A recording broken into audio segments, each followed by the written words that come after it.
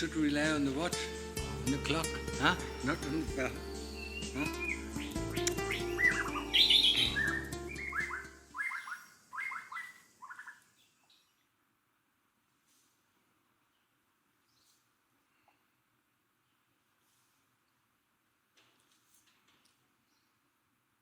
I tricked my lazy monks.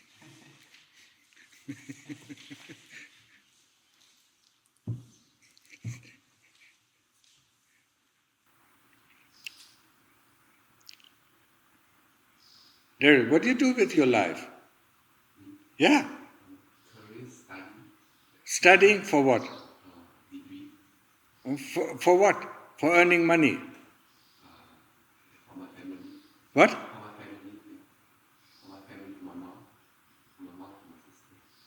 Not for you.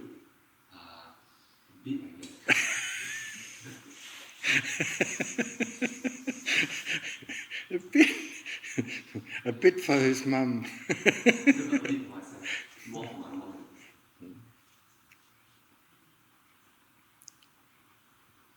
So why do you need money?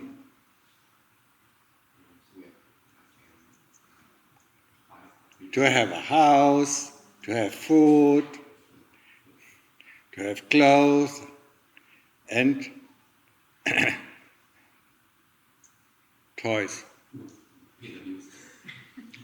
Pay the bills. Yeah, but the bills are, house, clothes, medicine, and what else? That's why you work. You work to live, but not being alive. Huh? At the end of your life, what is there? What have you done with your life? Huh? Never ask the question.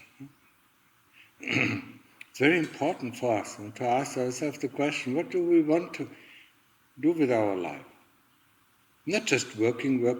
Everybody around works, huh?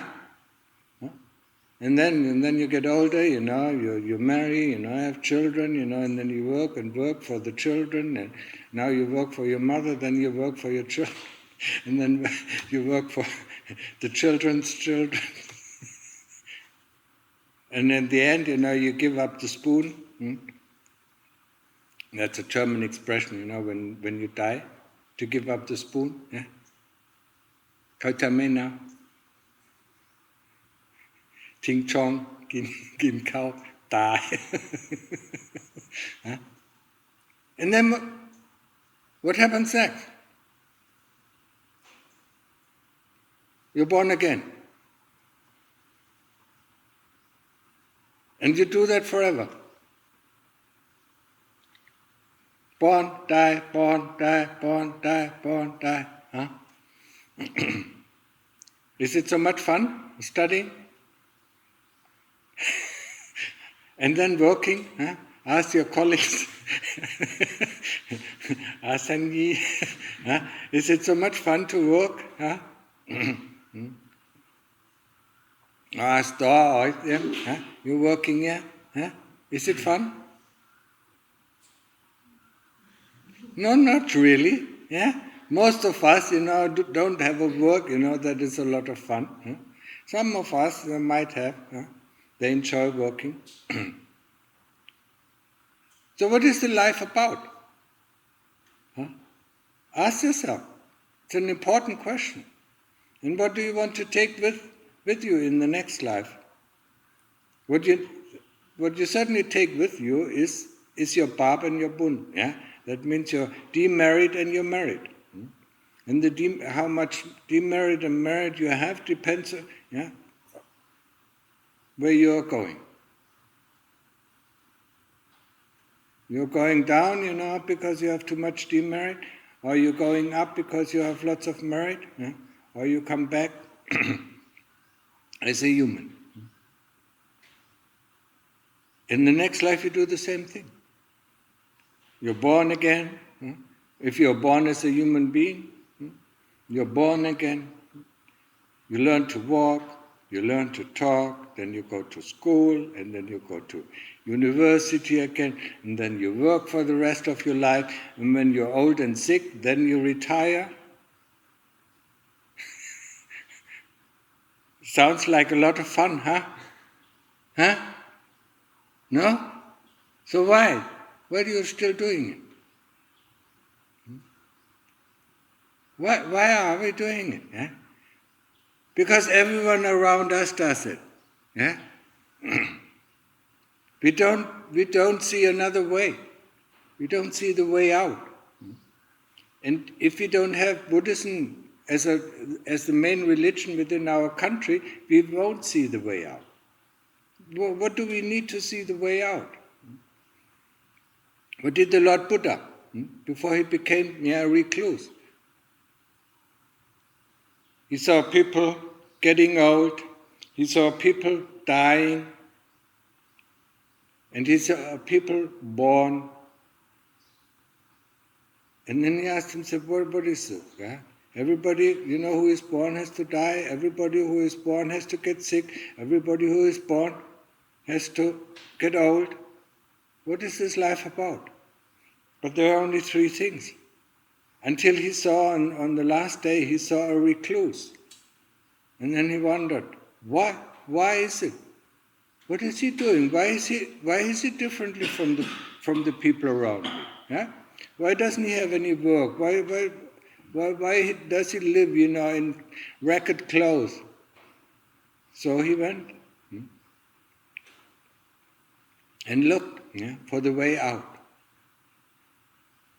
If we don't look for the way out, or if we, in our country, don't have recluses, that means monks, we don't know that there's another form of life. Yeah? In Thailand, wherever you go, you see monks. Yeah?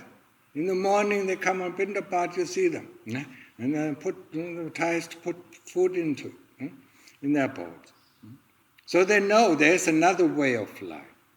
But in countries where we, where the monks are coming from, or where you are coming from, there are no monks. You don't see them every day on the Pindapat, on alms round. So you don't know, and you forget. If you see it once in a while, you tend to forget. But if you see it every day, you know that there's a way out. And if there's a way out, why are the people who look for the way out don't want anything from this world? All the things that we want, they refuse. All the comfort, the food, the clothes, fancy clothes, and fancy houses, or things like that. They refuse. Why? These are questions we should ask ourselves.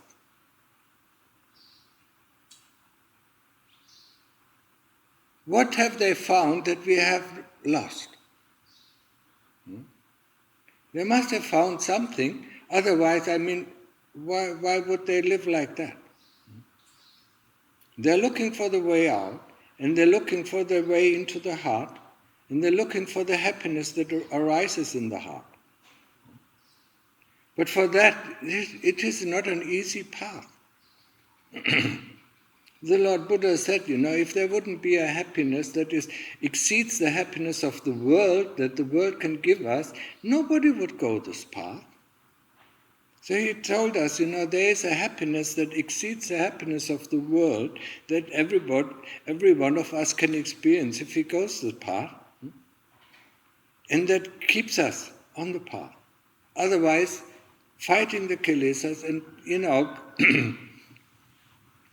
having all these tudhangas or ascetic practices doesn't make any sense. Why should we torture ourselves? We are not Christian monks who torture themselves. We are Buddhist monks. Christian monks like to torture themselves. Yeah? They take the whip and whip themselves for the sins that they do. And then after whipping them, they do another sin. Yeah? And then they whip them. And so on and so on. No, we don't torture ourselves, We torture ourselves, in quotation mark, to find the way out, to find the way to happiness. and then on the way, on the path, we find out that there is an element in our heart that tortures us, and that it is not us. This is the principle of anatta. Whatever I can see, whatever I can feel, whatever I can experience cannot be me, cannot be mine, is not myself. I live in this body, I see this body, I experience the body cannot be me. Because who is the one who experiences it? Does the body know it's a body? No. Does the eyes know what it sees? No. Does the ear know what it hears? No. So who hears, who sees, who knows there is a body, who feels? Who knows this feeling is good, who knows that the feeling is bad? There must be something inside of us who tells us constantly. And if you just start meditation, for a few hours, you constantly hear this voice. Oh, I need to do it like this, I need to do it like this, I like this, I don't like this. Who is that? And who hears that voice? Ever thought about that? It tells you, I am like this, I am like that. You hear that voice? It constantly tells you what to do, what to like, what not to like, what not to do, and what you experience, and how the experience is, and so on and so on. Get rid of this voice, and then for the first time in your life you live. Just live in the world of experience. And there's nobody who tells you what kind of experience it is. Nobody tells you if this experience is good or if that experience is bad. There's just this pure experience. And that's a time when we are really happy, when we are satisfied, when we don't want anything.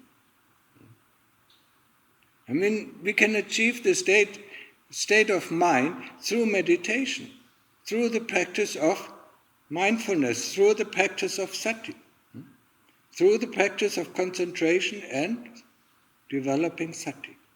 Knowing that there's a thought, going back to the Buddha or going back to the breath. Knowing that there's memory coming up and instantly going back to the Buddha or instantly going back to the breath until there are no more thoughts coming up and no more memories coming up. And then we feel relieved for the first time in our life.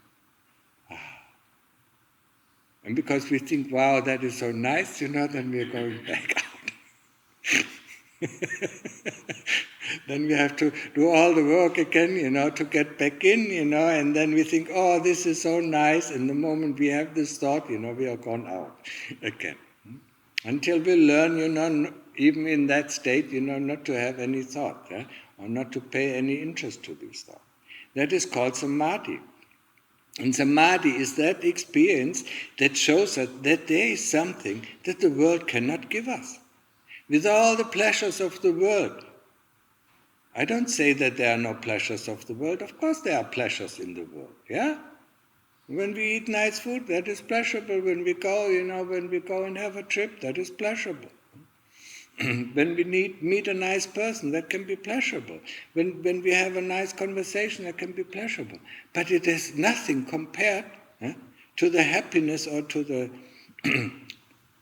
to the peacefulness or to the stillness that is there in the heart all the time.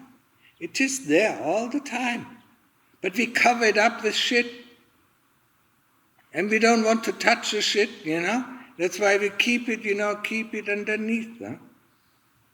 And when we start meditation or practice, then we have to remove all the shit. All these layers of dirt, all these layers of mud, all these layers of shit. And that is not easy. So people give up. Sooner or later they will give up because it is a tedious work. Yeah? But underneath it, underneath all these layers of dirt and shit and mud, there comes a shining heart. A heart, out of gold. And that is the happiness. That is always there. That is the comfort. That is always there. We just cover it up. Day by day in, day out. We hear this, it covers it up. We know this, it covers it up. And the more we know, the more it covers it up. The more we think, the more it covers it up. The moment we stop thinking, it comes back to life. Huh? That's when we remove the layers. Yeah? When we remove all the layers of the thoughts and all the layers of the memories. And the memories, once you,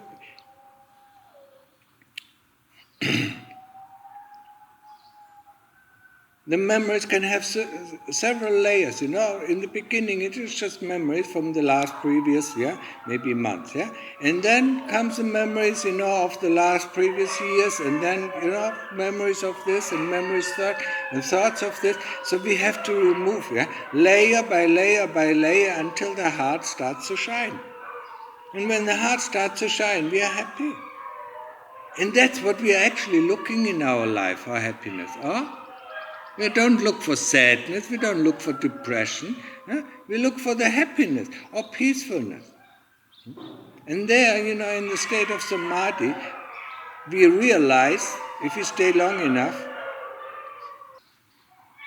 then we suddenly realize that we don't need anything to be happy. And when you're in the world, how many things do you need? Look at your life. In the morning you get up. What do you need? I need this, I need that. I need to go shopping in the evening. I need to buy this, I need to buy that. I need to get rid of this. I need to clean my apartment. I need to clean this. And in the evening when we go back home, we are tired. And then we just want to eat something and sleep. And that is our day in, day out life. Until the body is completely broken down, and then we go into retirement. And every morning we get up, we eat something, then we go to work. After work, we clean up our apartment or our house. We go shopping, and cook some food or go to a restaurant. And then we go to sleep. In other words, in a very, very drastic way, you can say, you get up, you do something, you eat something, you do something, you eat something, you do something, and you go to sleep. And so every day is the same. No matter if you call it doing something, work, cleaning up, going on business, going for your pleasures, going to the cinema or whatever, it's doing something. It's bleak, quite bleak, this life, But we have not realized, because we call everything differently. And because we call everything differently, cleaning up, we call cleaning up. But when you look at the movement of the body cleaning up, just like preparing food is the same movement. Arm movement, foot movement, body movement. When you work, it's the same movement. It's just bodily movement. When you go for a walk or go for a stroll for pleasure, it's movement. You move the body. But because we call it differently, we are deluded that these are different things. But actually, when we have sati, and when we look at everything what we do and disassemble it in the movement of the body, this life is so boring. It is utterly boring. Because we do nothing else, since we are born and moving this body around. But because we call it differently, sometimes we call it reading, so we have a book, and read page, it's moving the fingers, and moving our eyes,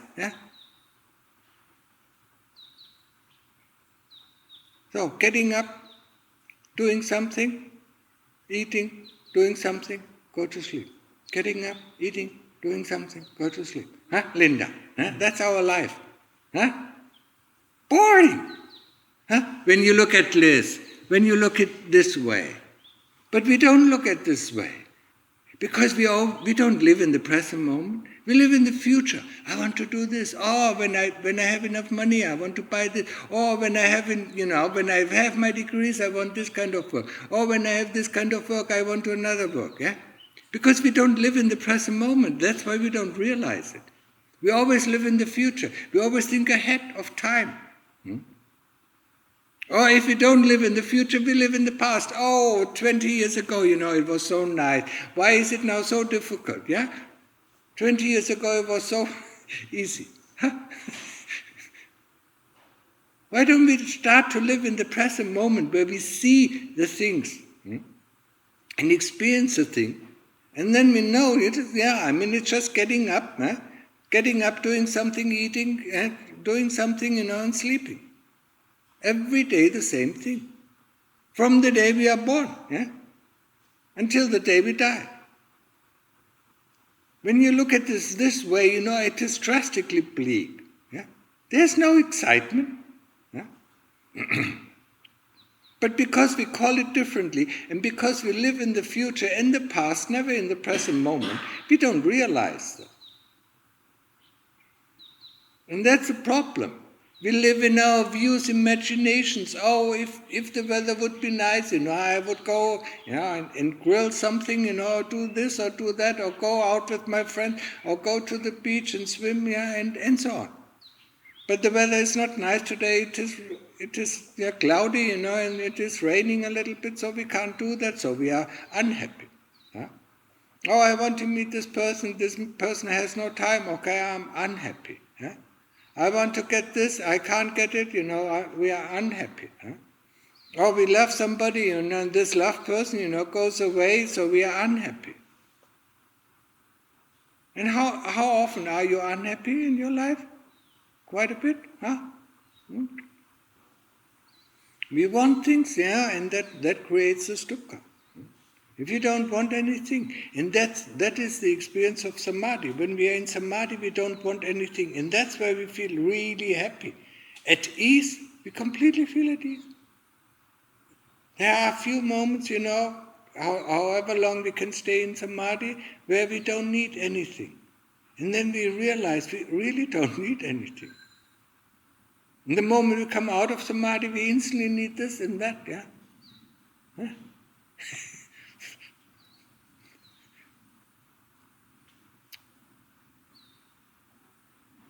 So think about it, Be more in the present moment. Live in the present moment. Know what you're doing, why you're doing, and what is the result of your action. Or your speech. Remember this? We call ourselves Homo sapiens. But we are not Homo sapiens, We are Homo robotos. Robota.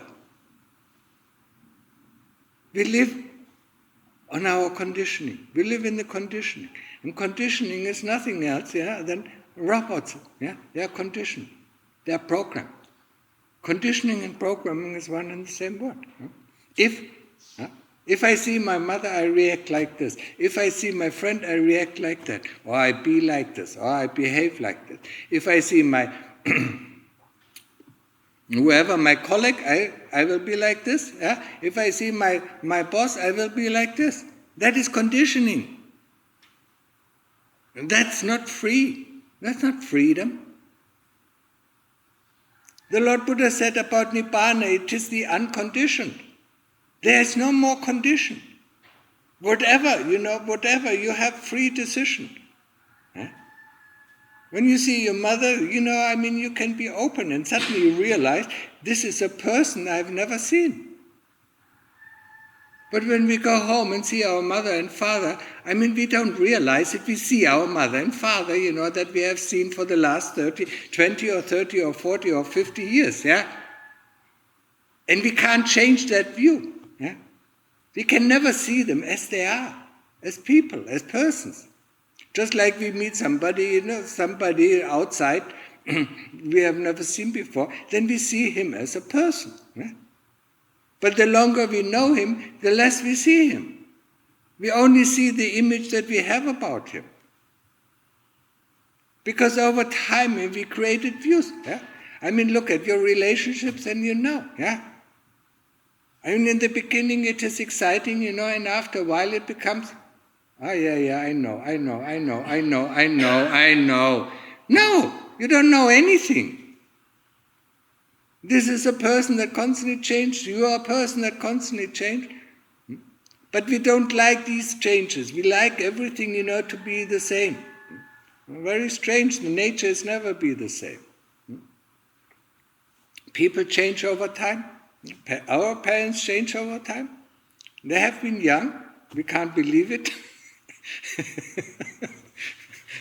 That they have been young as us. Yeah? Made the same mistakes as we did. Yeah?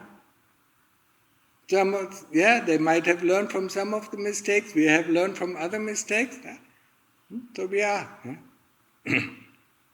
That is conditioning. We see people not as they are, but we see people, the way we want to see them, or the way, we accumulated our views about them, how they are. And they cannot be otherwise.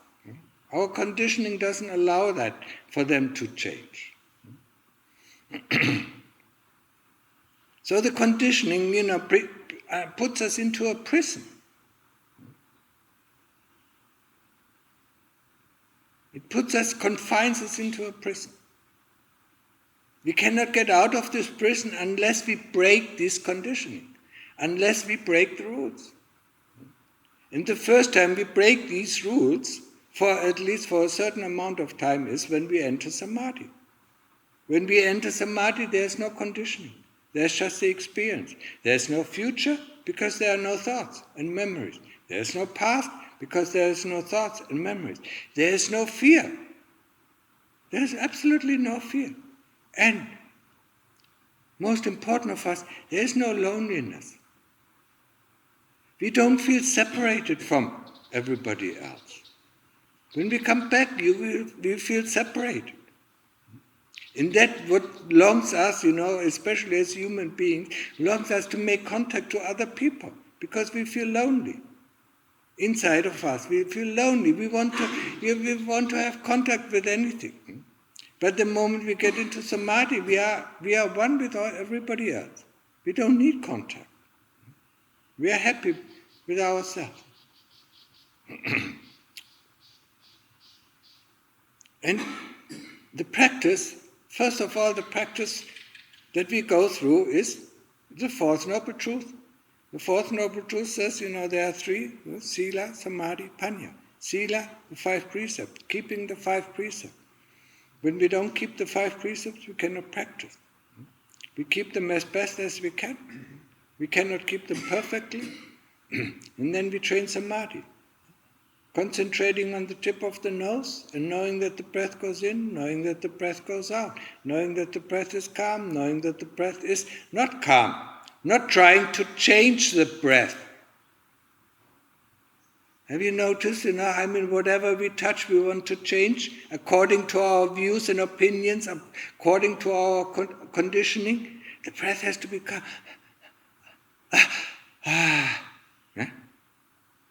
That's not the way. We observe. That is the way.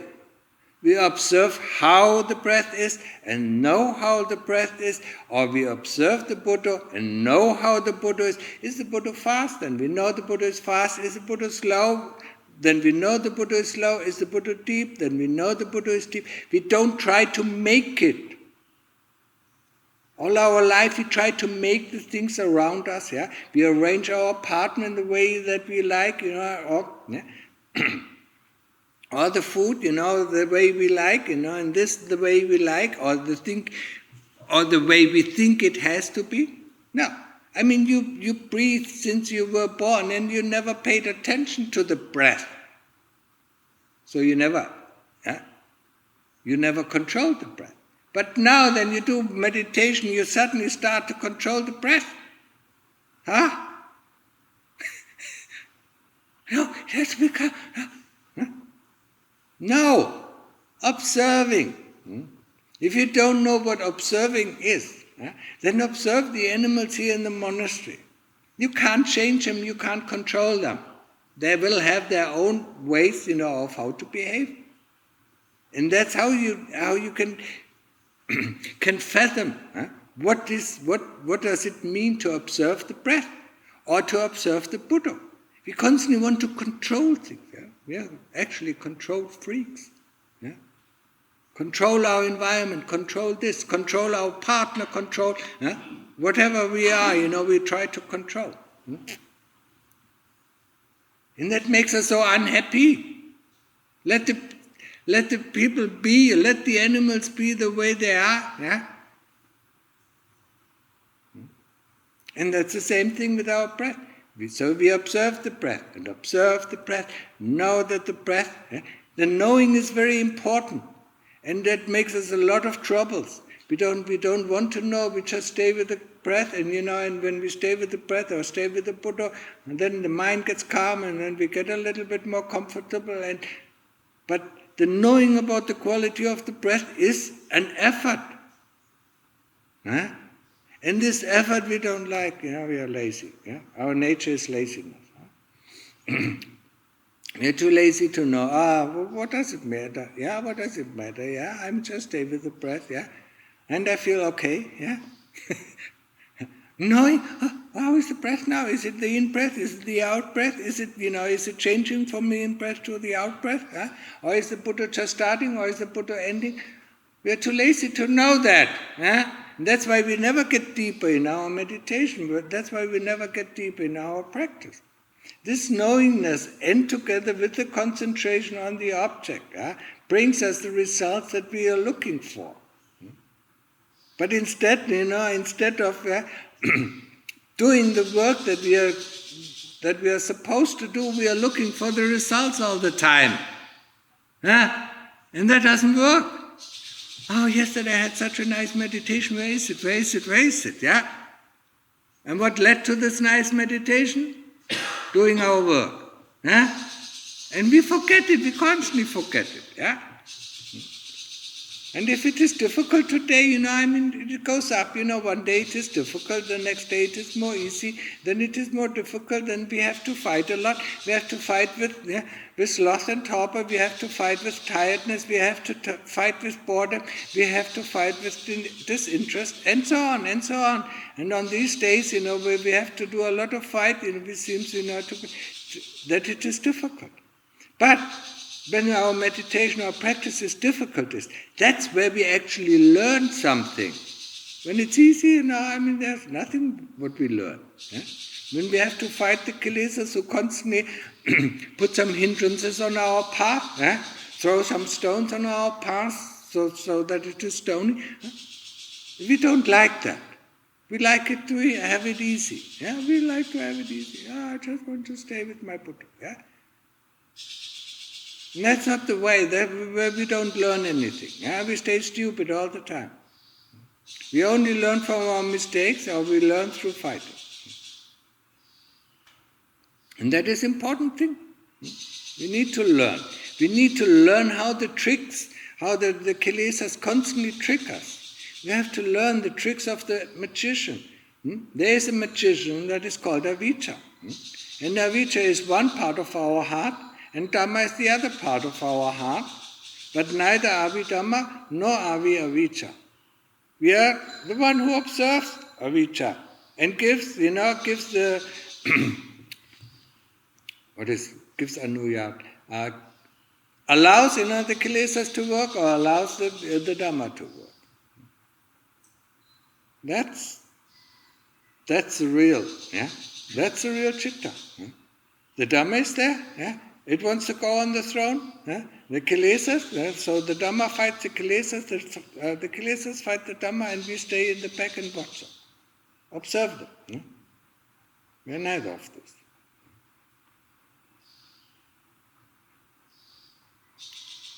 And avijja is the mastermind.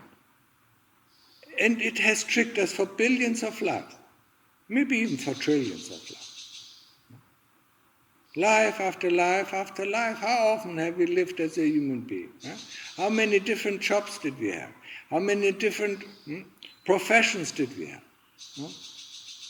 Sometimes, we were a farmer. Yeah? Sometimes we were a governor or something like that. Yeah? Sometimes we were slaves, and most of the time we have been warriors, yeah? Soldiers. Yeah? Fighting. Look at the history of the history that we know for the last 7,000 years. What was it? The history of war. Huh? We like to fight. Huh? So how often have we been soldiers? Huh? And fight in this, fight in this battle or fight in that battle. Huh?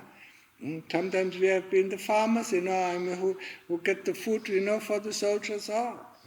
Or sometimes we have even been, the king, that guards the army, that sends the army to fight. Only in the human realm, How often have we been in the hell realm? So many times. We don't even want to think about it. Because we did some misdeeds, and that's where we go to hell. If you don't keep the 5 precepts, and one of the precepts is not harming any living being. If we harm any living being, then we go to hell. And once we come back from hell, we go to the ghost realm. When we come back from the ghost realm, we come back as a human being. And when we are a human being, people will kill us. That's not a good perspective. Or harm us. That's not a good perspective. We want to be happy. We don't want other people to harm us. So we should not harm others. That's why in the Western languages we have the saying, and probably also in the Asian language, don't do unto others what you don't want others to do unto you. And the second part of that sentence is missing. For whatever happens to you is what you have done unto others. Nobody tells us that. We have to figure that out or find that out through the teachings of the Lord Buddha. Whatever happens to us in this life is the karma of previous lives. Whatever we have done unto others, that's what others will do unto us. It's not the same person. Karma is completely, has nothing to do with this person or that person or that. It comes through a certain person, who has the characteristic to fulfill that kind of karma onto us. So how can we blame that person? If we blame somebody, if something bad happens to us, we have to blame ourselves. Not our parents, not our teachers, not our girlfriend or boyfriend or this or that person, our boss, our colleagues. We have to blame ourselves.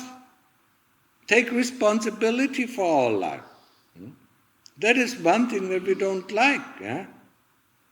We like receive all the good things. That is our right. But when we receive bad things, that is the fault of others. What kind of stupid thinking, idiotic thinking is that? Either both of us, it is come to us, because of our own deeds, or nothing comes. But the Lord Buddha teaches us everything, everything that comes back to us is because of our own doing. Be it good doing or be it bad doing. Be it merit or be it demerit. So whatever happens in our life is the result of our karma, of our previous life. And whatever we do in this life, will determine, plus some karma from the old life, will determine our next life. That's also not nice to hear.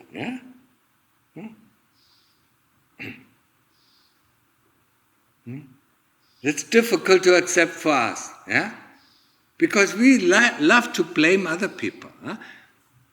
We love to blame our parents or relatives, the teachers, or if not, then at least the government. And the government is responsible for all our mishappenings. No, we. The only one who is responsible for whatever happens to us is here. And that's what we do in a practice. We train this person. We train this person to be good. Only to be good, only to do meritorious deeds. That's what we train. And not to go into the bad thing. That's what we train. Once we are only good, then we even get rid of the good thing. And then go back to where we came from. Long time ago. Trillions of lives ago. That's where we want to go back. That's where the Lord Buddha went back, or that's where the Arahants went back. Went back to the natural state, or to the whatever you call it, to Nibbana. From there we came. Yeah? And as I explained before, if you don't know, your true essence, the true essence is the water. Yeah? And when it falls from the clouds, it forms. It takes on form. In this kind of form, one drop of water is bigger, another drop of water is smaller, another drop of water is more shiny, another one is more bleak. That is why we all seem to be different. And we latch on these differences, we latch on these forms, and that's where we get deluded. Yeah? People are people. Yeah? Animals are animals. Yeah? They are all beings. Yeah? We don't see the being because of the form. Or we don't see the contents because of the form. All what we look is at the ways. We don't look at the contents of the ways. And that is what brings us, more and more and more into difficulties. We should look back. We should go back to the essence. But that is not an easy path. That is a very, very hard work. And you really have to do it, yeah? Wholeheartedly. Now, wholeheartedly, not half-heartedly. Wholeheartedly brings wholehearted results. Half-hearted brings half-hearted results. Yeah? Okay? It's enough for today. If you have any questions, well, now you may ask them. Yeah, you have one? She has a question. How to overcome fear? How to overcome fear? Huh? The first thing is not to say, I'm afraid, to say, there is fear. And then observe the fear, yeah? While you do your Buddha or while you observe the breath, and then you notice the fear is gone. The moment the thought comes in, the moment that memory comes in, the fear is coming back. And then you do that, and then you do the same thing again. There is fear, there is fear, there is fear, and observe it.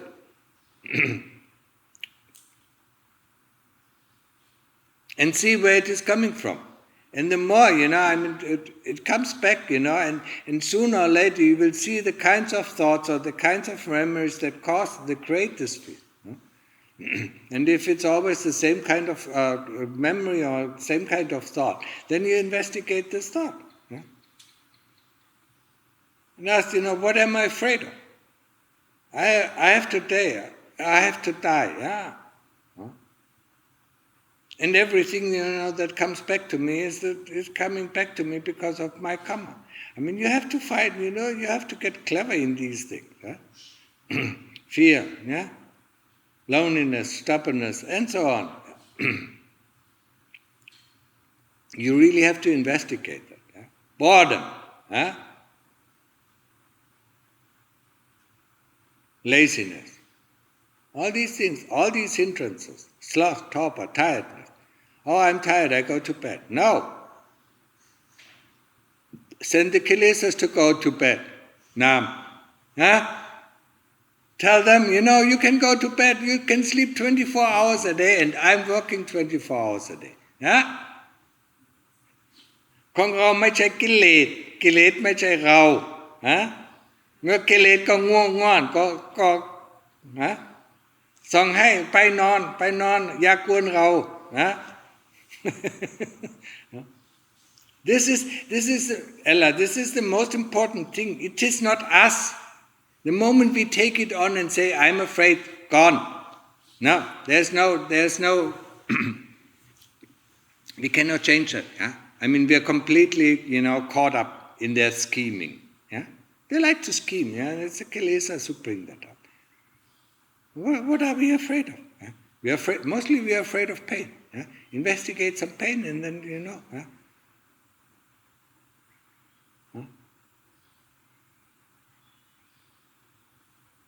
Either mental pain, or afraid of physical pain. Yeah? That's what we're most afraid of. That's why we constantly run to see the doctor when we are in pain. Because we are afraid of pain. So then investigate some pain. To see, understand, what is pain? Where is it coming from? But this principle of anatta is in all cases just very useful. Okay, there's tiredness. Then we can investigate it. There's fear, then we can investigate it. There's pain, then we can investigate it. When I say I'm in pain, I'm afraid, I'm tired, whoops, everything is gone.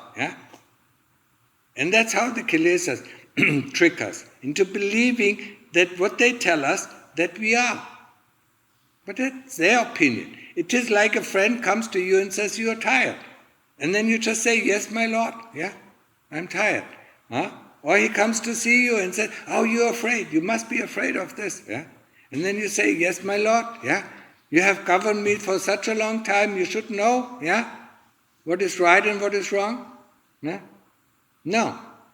It's a friend, who tries to mislead you. How often did he lie to you? How often did he tell you, if you do this, you will be happy? And you did this and you were not happy. How often did he lie to you? He constantly lies to us. But we never check on him. If we have a real friend, another person who lies to us 3 times, we don't believe him anymore. He's a liar, we can't trust him. But our kilesas, we trust all the time. Whatever they say, it is true. Oh, I'm so depressed. No. So then we look at this. And then instead of saying, I'm depressed, or I'm sad, or I'm unhappy, or I'm lonely, or I'm afraid, or I'm fearful, or this, just say there's fearfulness, there's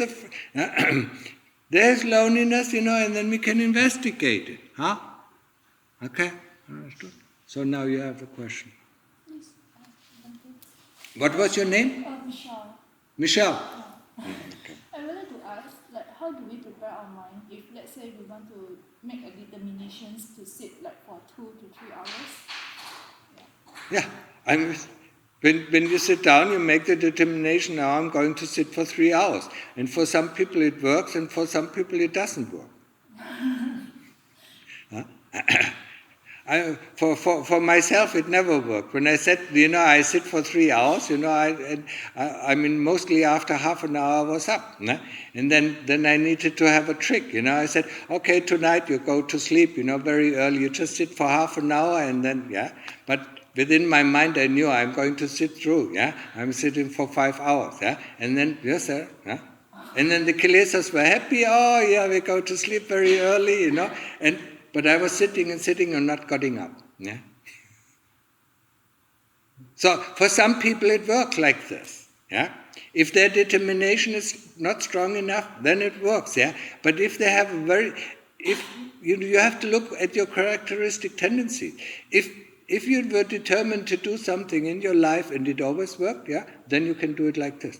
Okay, now I sit for 2 hours. But don't take it too long. If you previously only sat for 1 hour, don't make it 5 hours or 6 hours. Just make it a little longer, 1.5 hours, and the next time 2 hours, and the next time 2.5 hours. Because that is also a trick of the kilesas.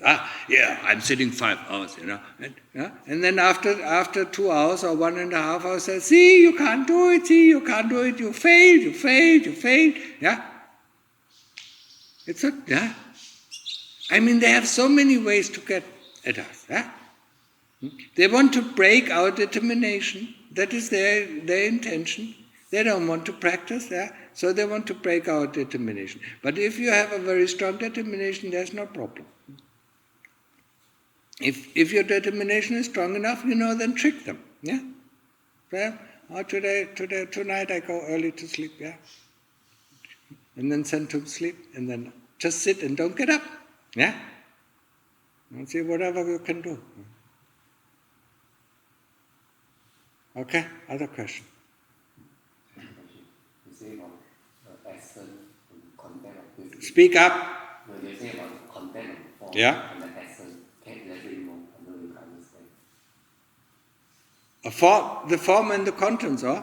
The content of form and then The contents, what is the contents of a water drop? so what? Of a water drop. What's that? Rainwater drop. Oh. Rainwater.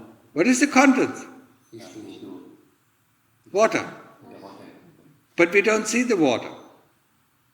Oh, Yeah, we see the drops, all these drops, when it rains, we don't see the water, we see all the drops. Yeah? Even if it fall onto you, we don't see the water. We see the drops, we see the form, but we don't see the contents. Yeah? When you see a person, you see the form of the person. Yeah? And depending on the form of the person, you decide what kind of person it is. And then even if you can't decide completely because of the form, then you decide on what they talk. Yeah? It is also a form. The form of behavior, the form of talking. Yeah? But we don't see the contents of it. We don't see it as a being. Yeah? When it is an animal, we don't see it as a being. We see it as an animal. Yeah? And sometimes, and then we decide this animal is useful for us, yeah. So we like it, or it is, it is nice food, so we kill it and eat it, yeah. Or this kind of animal, is our enemy, like mosquitoes, so we kill them, yeah. We don't see the being that is inside that form. That's what I mean. Yeah? And you don't see your mother, yeah. The being of your mother, you just see the form that you have seen for 20 or 30 years. And also, have characteristic tendencies. Yeah, you all memorized it, yeah, and you can't change, you actually, you feel trapped inside, inside a conditioning, yeah, when you talk to your mother or your father. You can't behave outside of this conditioning. You're trapped in that, yeah. Unless you get rid of this conditioning, and then you can see them just as new person. Yeah? Like everybody, everybody that you meet every day is a new person. Like you, yeah? Sometimes you get up, and you're really cranky, yeah. Sometimes you're in a light mood, yeah, and sometimes you're in a bad mood, yeah. So every day you change, yeah. Yeah? So see the contents, not the form, yeah? But it's difficult to understand because we are so trained on form. Yeah? All our life, we assess people, by their behavior. We assess people by what they wear. We assess people what kind of car they drive, what kind of house they have. That is what we learned since day one of our birth. Huh? If they smile or if they don't smile, yeah? And so on and so on. Okay? Yeah? About blaming others. Yeah. For example, if someone does something bad to me, Yeah? is it better to accept it in silence or? Yeah, try to accept it. And don't blame this other person. But can I tell the other person that? Can you what? Can I tell the other person that what he did or she did was? If there's no anger inside, yes. But if there's anger, then you should not. Yeah? And better to fight it inside. Yeah. See, and if you see, if somebody hurts you, then you look at that hurt, and then you look at the tendencies of your own character, and then you see that this tendency is still there to hurt in the same way. And that's why you got it back. Yeah? It might not be, it might be dormant, but you will find it. It's still there. Yes. We don't like to admit it. Because we behave in the same way. Yeah? It is very difficult to accept. I understand that. Very difficult. Yeah? And you might have to go through a lot of tears, yeah? Of self-pity, yeah? And refusal, yeah? No, I'm not like this. Yes, you are like this. No, I'm not like this. Yes, you are like this. No, I'm not like this. Yeah? Until finally you accept it and then you can see it. And once you can see it, you can throw it out. And the next time he cannot hurt you anymore. He does the same thing then and you say, fine. Yeah? Huh? Okay? Yeah. May I know what is Speak up. My ears are not good. May I know what is P Nam's question? Oh, she said, because it is so painful that she can't sit anymore if she can sit on a stool or on a chair. Yeah? I said, yes, it is okay, but the concentration is not as good as if you sit in just cross-legged or half lotus or full lotus. Yeah? Because when you sit on a chair, the center of gravity, is not the same. Yeah? The center of gravity when you sit cross-legged or in full lotus, it is exactly in front of your chitta. So it is very easy to concentrate. But of course it might be very painful. So, when you have so much pain, that you can't bear it anymore, yeah, then you say, okay, I'm defeated, kilesas, you defeated me, yeah? But tomorrow or in the afternoon I try it again. And each time I try it again, I try it a little bit, just 1 or 2 breaths more. Yeah? So that over the time, I will get longer and longer and longer. Yeah? Until I'm able to defeat the kilesas, yeah? To see, where the dukkha vedana, where the pain is coming from. Yeah? To understand pain. Because that is the most thing that drives us nuts. Pain. Yeah? And when we die, yeah, there is so much pain. And there's no way that we can evade this pain. Huh? And what do we do in pain? We give up our sati.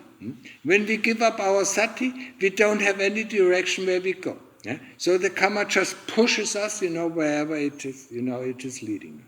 We don't have